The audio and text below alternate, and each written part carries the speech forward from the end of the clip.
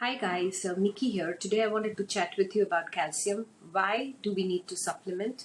How to pick the right one, and what your doctor may not tell you, which is important for you to know. So, strong bones require strong support of calcium. Calcium is the main building block of bone. Did you know that building strong and healthy bones is a process that takes many years and needs to be started early on in life?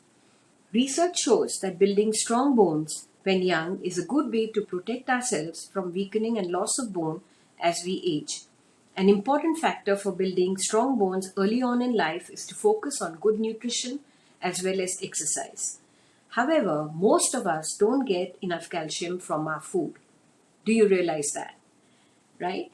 When we need, say, 1,000 milligrams of calcium, most of us get somewhere between 500 to 750 milligrams. So obviously there is a gap. How do we bridge this gap? Here's where supplements play a very important role.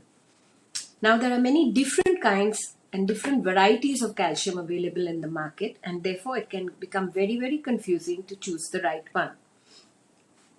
So the main form of calcium is the calcium carbonate, calcium citrate, and the more rarer ones are the calcium gluconate, calcium lactate, calcium phosphate. Yeah. So calcium carbonate is the most common. It's cheap and it's very convenient. However, it needs stomach acids for absorption, and therefore it has to be always taken with meals. Calcium citrate, on the other hand, is the more expensive one. It does not need to be taken at any particular time because it does not need stomach acid for absorption. It can be taken any time, in fact, and it is usually advised for people who has absorption disorders and irritable bowel disease. What you need to remember is the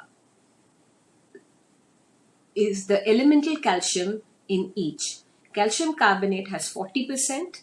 Calcium citrate has 21%, calcium gluconate has 9%, and calcium lactate has 11%. Therefore, to get the same amount of elemental calcium, you will need much lesser quantities of the calcium carbonate, making one need to take lesser and lesser amounts of the calcium tablets.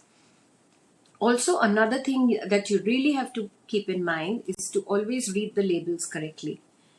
The requirement of calcium is usually mentioned in terms of elemental calcium and not the quantity of calcium salts required. It is usually mentioned as a percentage daily value. Now, daily value of calcium typically is, say, 1,000 milligrams. It may be more for menopausal women. So, if it says, say, 40% of DV, it means 40% of 1,000 milligrams, which means it is 400 milligrams of elemental calcium per serving in each tablet. Another thing you need to remember is not to take any tablet that is more than 500 mg at a time, because calcium just doesn't get absorbed. The way your body works is you need less and less of calcium at a time. So it is much better, in fact, to take 250 milligrams or less, but multiple times a day so that it gets better absorbed in your system. Also, it is best to take calcium with vitamin D.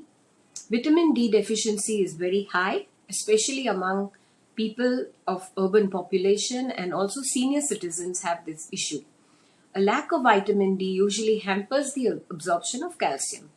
Vitamin D also increases the risk of certain cancers, and to get enough vitamin D, you need to look at certain foods, supplements, preferably from a certified organic company that can give you the phytonutrient benefit as well, and carefully planned sunlight. The other thing you need to remember is to have a calcium supplement which has magnesium as well.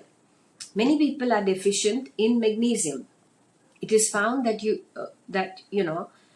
may supplement with calcium, but if you're deficient in magnesium, you can end up risking heart problems as well as kidney stones.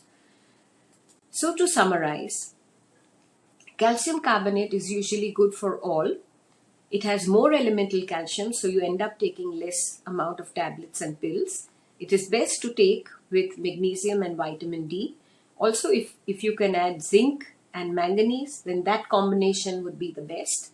Do not exceed more than 500 milligrams at a time because your body just cannot absorb it.